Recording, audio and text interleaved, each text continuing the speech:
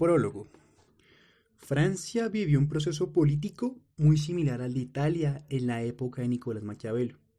En Francia, la llamada doncella de Orleans, Juana de Arco, quiso, al frente de un ejército, liderar la idea de unificar el reino al suprimir la pluralidad de pequeños estados dentro del Estado, con la erradicación de la injerencia clerical en la dirigencia y toma de decisiones políticas. Sus metas fueron la unidad y por medio de ella el logro de un reino fuerte frente al resto de Europa. Ella murió en la hoguera, pero Maquiavelo recogió la idea para intentar su aplicación en Italia. Florencia atravesaba una época difícil. La ciudad estaba aterrada, derrotada, y Maquiavelo, cumpliendo su oficio, subordinado pero enteramente desinteresado por los bienes materiales, preocupado apenas con la grandeza de su genio y con la inmensidad de sus objetivos. ¿Qué quería? Quería unir a Italia, pero había un óbice tremendo para lograr esta unión: la presencia del Papa, la presencia del poder del Vaticano. Y los papas de aquel tiempo no eran solamente unos jefes espirituales. Los papas se llamaban Julio II y León X, lo que quiere decir que eran los jefes de las reformas artísticas, amigos de Miguel Ángel, los hombres que mandaban hacer los grandes monumentos. Eran también los jefes militares, hombres que montaban a caballo, que iban al frente de sus tropas. Era muy difícil derrocar aquel poder.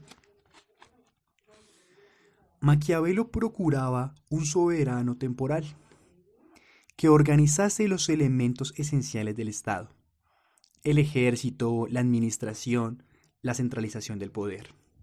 Él ve, entonces, un solo hombre para realizar esto: César Borgia. Hijo del Papa Alejandro VI, César Borgia necesita también ser comprendido en la atmósfera de su tiempo. Mata a su hermano y asesina a su cuñado. Se aprovecha de las armas, practica los mayores horrores. Pero aquel era el proceso del Renacimiento. El Renacimiento, sobre todo en Italia, era aquello. Ese hombre era diferente a cualquiera de los otros hombres que aparecen en los otros estados italianos. Representaba aquella virtud, palabra que tenía un sentido completamente diferente, esto es, coraje.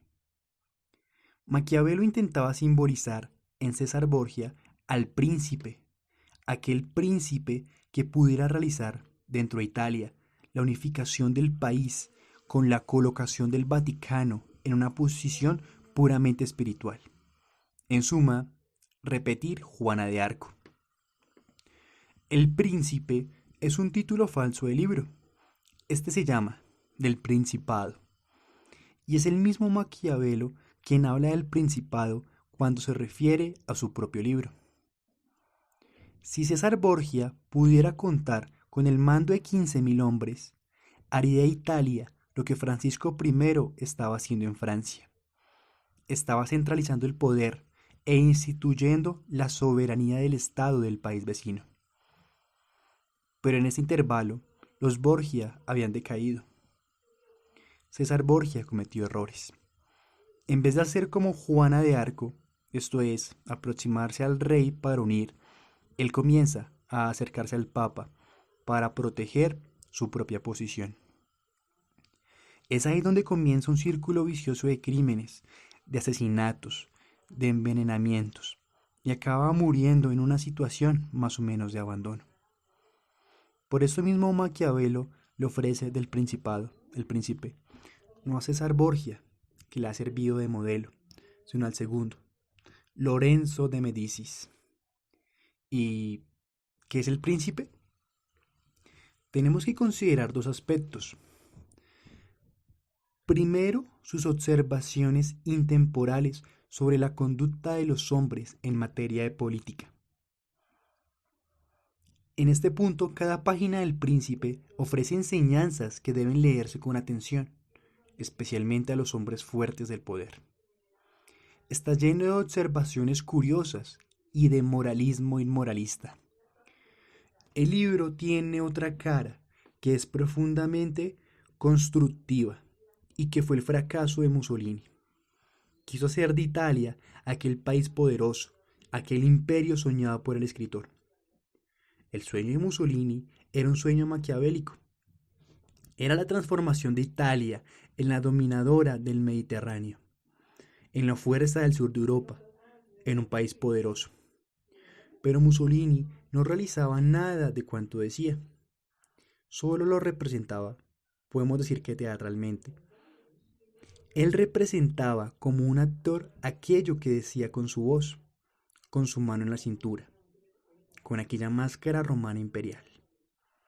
Era solo una forma de enloquecer a los italianos y de intimidar cómodamente a los franceses y a los ingleses. Pero encontró un ídolo que le dio credibilidad. Ese ídolo fue Hitler.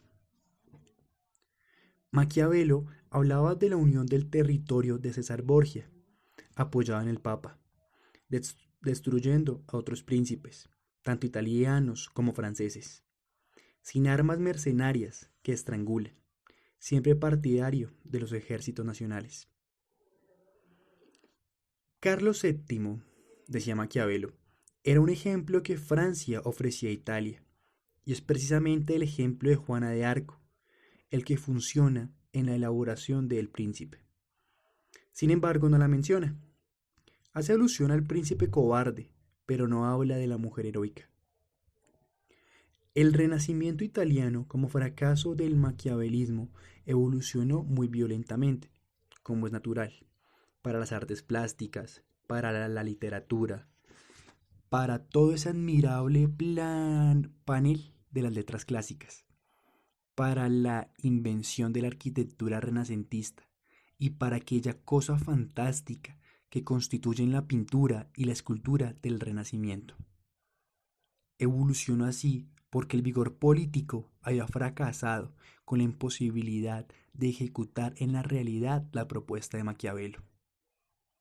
Este es el verdadero sentido de la importante y cortísima obra de Maquiavelo, que excluye la posibilidad de interpretarla como vulgar y tradicionalmente se ha hecho.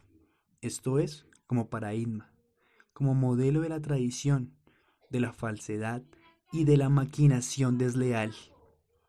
Es un modelo político de alta estrategia para conseguir el fin de la Italia unida, poderosa, naturalmente que enmarcada en su propia época.